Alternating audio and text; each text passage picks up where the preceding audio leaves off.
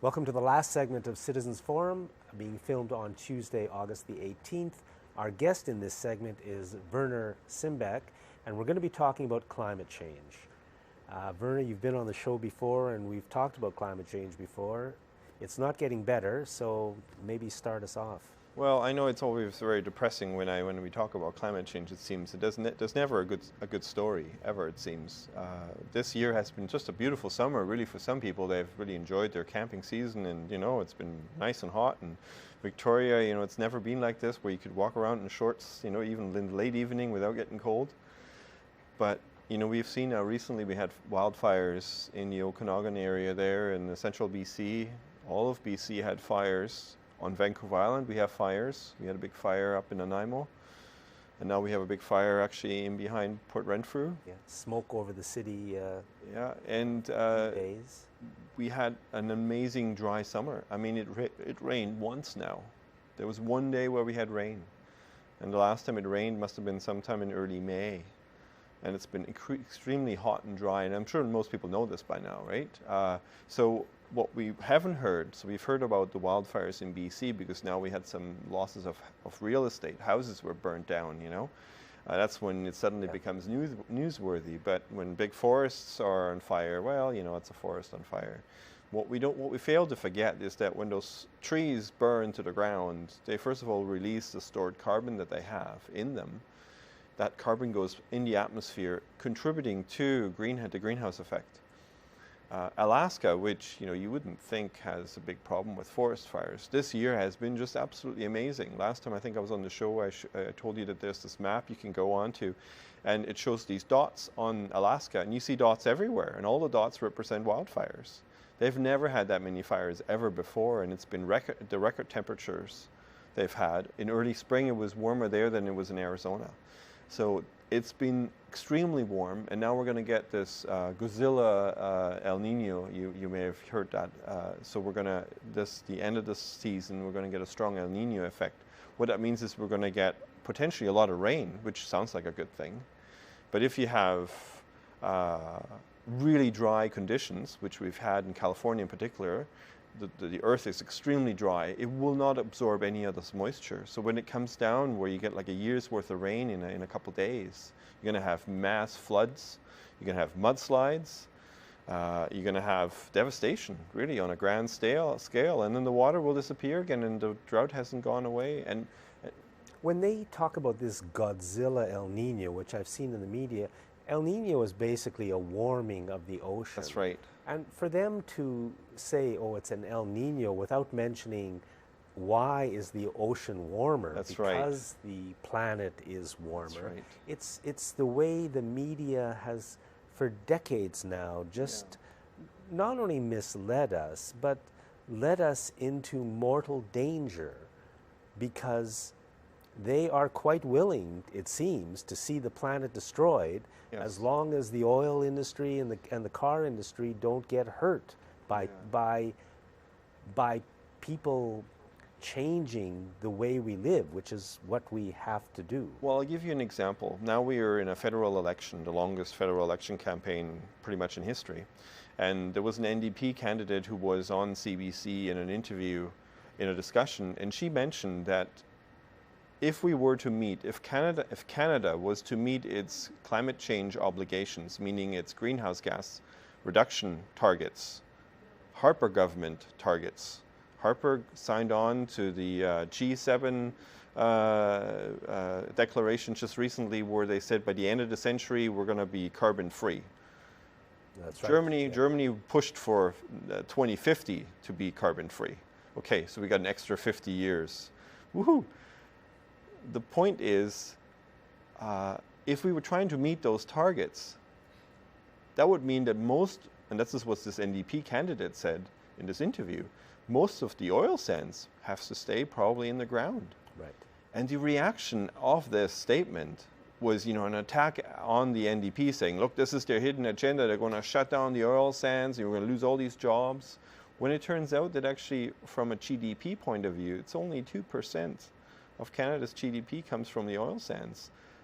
I question those numbers if that's truly accurate, but if that's what it is, my goodness, it's hardly anything to the economy. surely we'll shut those down. If the penalties of not shutting down the tar sands will be that, let's look at how the oil price has slumped down now. The oil price has been in a big dive. It's down to $42 a barrel.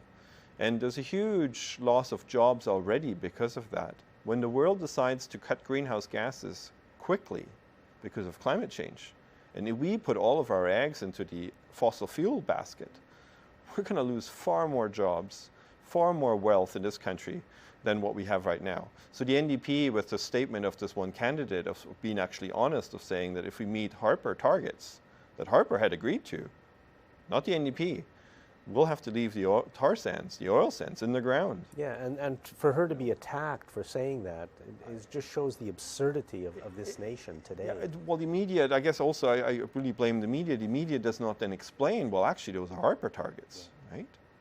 Because that's what needs to be explained. And the Conservatives, of course, they're great in spinning it. I have to give them that. They love to tell the same lie over and over again. And people just buy it. They love it, it seems. I don't understand it either. It's like either we're totally asleep or we're just too dumb to understand it.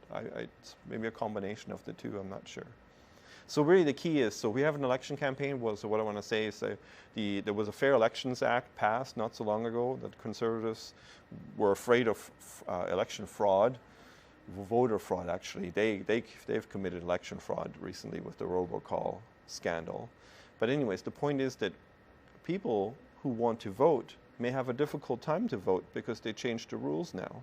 So if you had moved to a different location, you have to make sure that your IDs are up to date. So if you have a driver's license with an old address on it, make sure you get that up to date with the latest address. Otherwise, you may show up at the voting booth and you may not be able to vote. Is there one party whose climate change policies are, worth supporting, or more than one party? Well, I've been sort of paying attention. The good thing is, I think that the Liberals, the NDP, and of course the Green Party, they understand the issues. And they're willing to actually do something positive on the climate front, but they have to be elected first.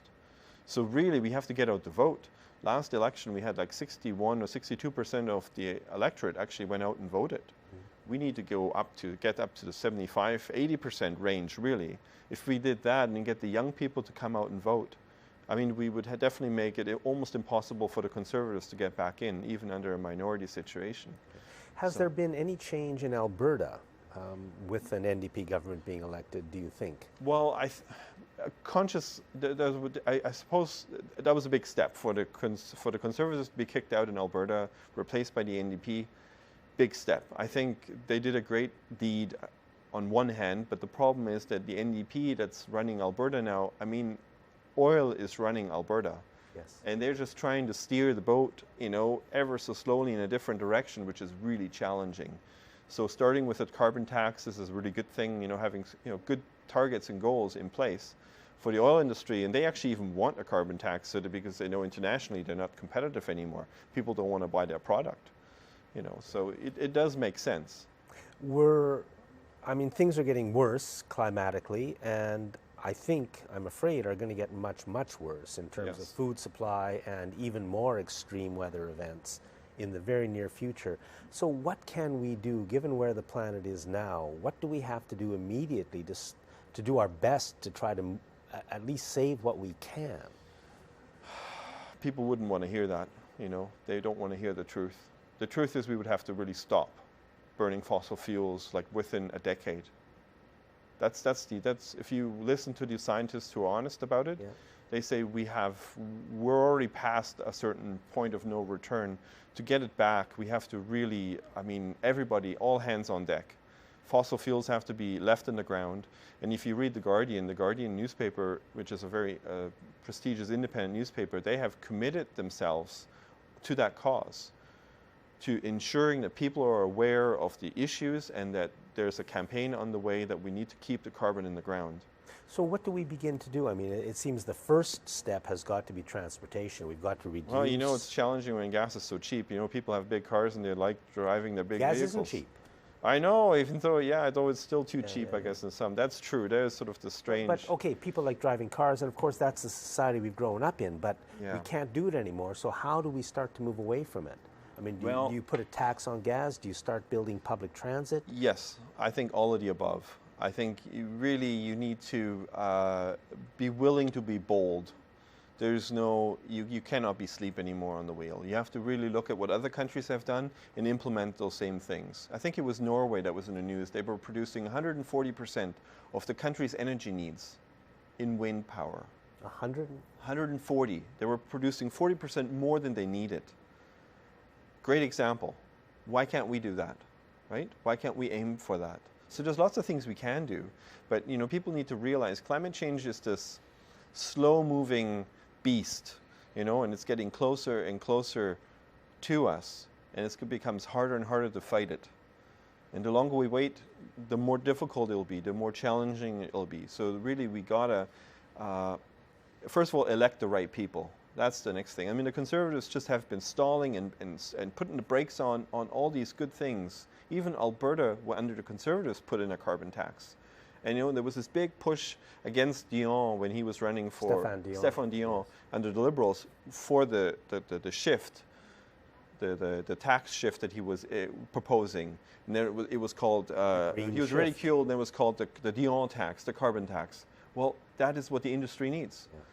So we shouldn't be afraid of these things, and we need to pay for it. Unfortunately, it costs money. There's lots of rich corporations to charge. Yeah, we can't do what we've been doing. That's right. And we need our media to start telling us the truth. I mean, watching the media talk about, they're focusing on people throwing cigarette butts out of car windows as if that's the problem. Yeah, that's a stupid thing to do, but the real problem is the car itself. We've got to move away from the car. If nothing else. Werner, thank you very much. Thanks for having me. And thanks for watching this week's Citizens Forum.